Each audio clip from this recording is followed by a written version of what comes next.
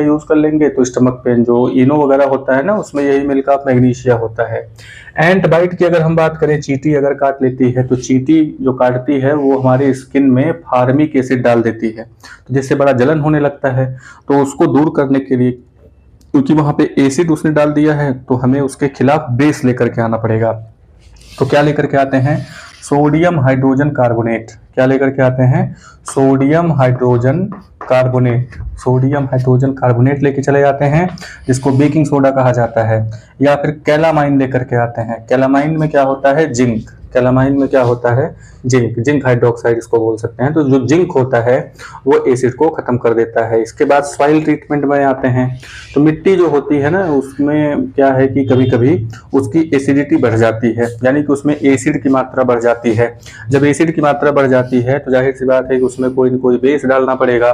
तो सबसे सस्ता और सबसे अच्छा जो बेस है वो है क्विक लाइम। क्विक लाइम का मतलब होता है CaO, कैल्शियम हाइड्रोक्साइड को क्विक लाइम बोलते हैं, और कैल्शियम हाइड्रोक्साइड को यहाँ पे स्लैक्ड लाइम बोलते हैं। या तो क्विक लाइम आप मिलाइए, या तो फिर स्लैक्ड लाइम मिलाते हैं। स्लैक्ड लाइम जो होता है वो होता है कैल्शियम हाइड्रोक्साइड, ठीक है। या तो फिर आप चूना मिलाइए बिना बुझा हुआ, या फिर बुझा हुआ चूना मिला दो, तो उससे क्या होता है, मिट्टी की जो एसिडिटी होती है वो खत्म हो जाती है।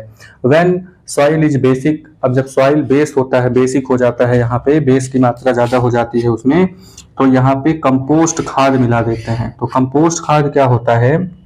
कंपोस्ट खाद कुछ खास तरीके का एसिड रिलीज करता है। क्या काम करेगा? कुछ खास तरीके का एसिड रिलीज करता है, और ये एसिड इस बेसिसिटी को खत्म कर देता है। यहाँ पे नेक्स्ट नंबर पे आता है फैक्ट्री वेस्ट।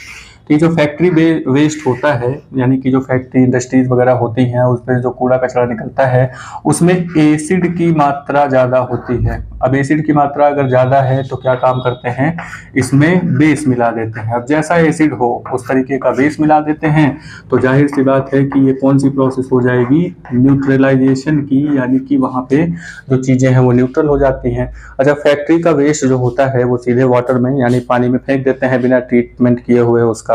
तो इससे जो एक्वेटिक एनिमल होते हैं, नदियों में जो मछलियाँ वगैरह होती हैं, या जो फाइटोप्लैंक्टन्स वगैरह होते हैं, उन सबको बड़ा ही नुकसान होता है। तो इसीलिए फैक्ट्री से जो वेस्ट निकलता है उसको पहले ट्रीट किया जाता है। अगर वो एसिडिक है तो बेस मिला देते हैं, बेसिक है तो एसिड मिला देते हैं, मिला करके उसको न्यूट्रल कर देते हैं और फिर उसको वाटर में डालते हैं, ठीक है। तो ये चीज़ें हो जाती हैं। तो डिफरेंट टाइप के यहाँ पे हम लोगों ने न्यूट्रलाइजेशन रिएक्शंस के बारे में देखा, जो एवरीडे लाइफ में कहीं ना कहीं ये देखने को मिलती हैं। आपने देखा होगा